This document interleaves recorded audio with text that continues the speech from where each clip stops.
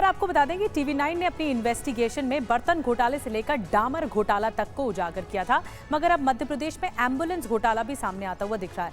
एक नजर डालते हैं, मध्य प्रदेश में घोटालों की एक तरह से सीरीज सामने आ चुकी है।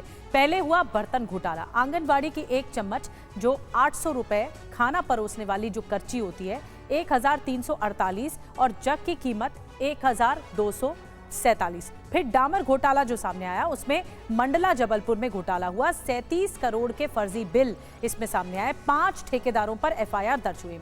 अब एम्बुलेंस घोटाला, 2000 एम्बुलेंस के बदले में 900 करोड़ का रेंट दिया गया, 33 महीने में 900 करोड़ भुगतान किए गए, एक एम्बुलेंस का किराया करीब 45 लाख है। तो ये पूरी सीरीज है जो सामने आई है। और जल्दी से चलते हैं शुभम के पास, जो हमारे साथ भोपाल से लाइव हमें ज्वाइन कर चुके हैं।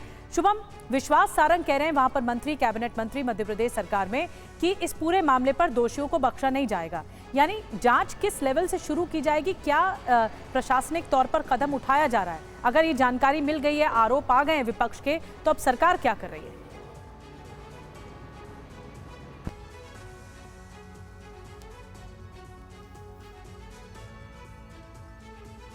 बड़ी होगी, क्योंकि शुभम, कांग्रेस तो यहाँ पर CBI इंक्वायरी की मांग कर रही है। जी। मगर जो दो पहले घोटालों, जी निधि, जो 2 घोटालों का आपने पहले जिक्र किया कि सबसे पहले बर्तन घोटाला हुआ, देखिए शुरुआत में भी हमने ये घोटाला दिखाया था, सरकार ने जांच की मांग कही थी, मगर पहले सरकार ने इसे नकार दिया था, कहा था कि इस तरह की कोई चीज़ नहीं हुई। मगर उसके बाद जांच पड़ताल की गई, EOW वहां पर पहुंचा और अधिकारियों पर कार्रवाई हुई।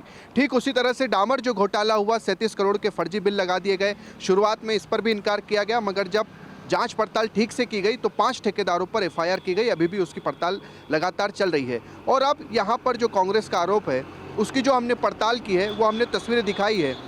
जहाँ पर एम्बुलेंस की ज़रूरत है, हमने रतलाम की तस्वीर देखी कि एक महिला को ले जा रहे हैं, ठेले पर ले जाना पड़ा है, एम्बुलेंस की व्यवस्था नहीं हो पाई है, बच्चे की दर्दनाक तरीके से मौत हो गई। गुना और मुरैना में हमने तस्वीरें देखी जहाँ पर एम्बुलेंस में सब्जी बेची जा रही है।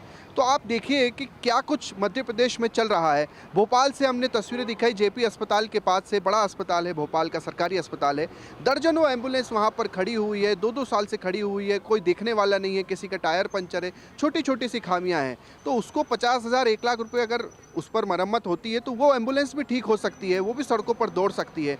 मगर किराया ही एक तरह से देना है, 2000 एम्बुलेंस छत्तीसगढ़ से आती है, तो एक तरह से आप सरकार को इस पर गंभीरता दिखाने की ज़रूरत है कि आखिर कम से कम इसका एक ऑडिट तो करवाया जाए कि कितने का बिल भेजे गए, कितना उस पर भुगतान कर दिया, इतने भुगतान की ज़रूरत थी भी या नहीं थी, कौन इसमें बिचौलिया था, क्या कुछ था।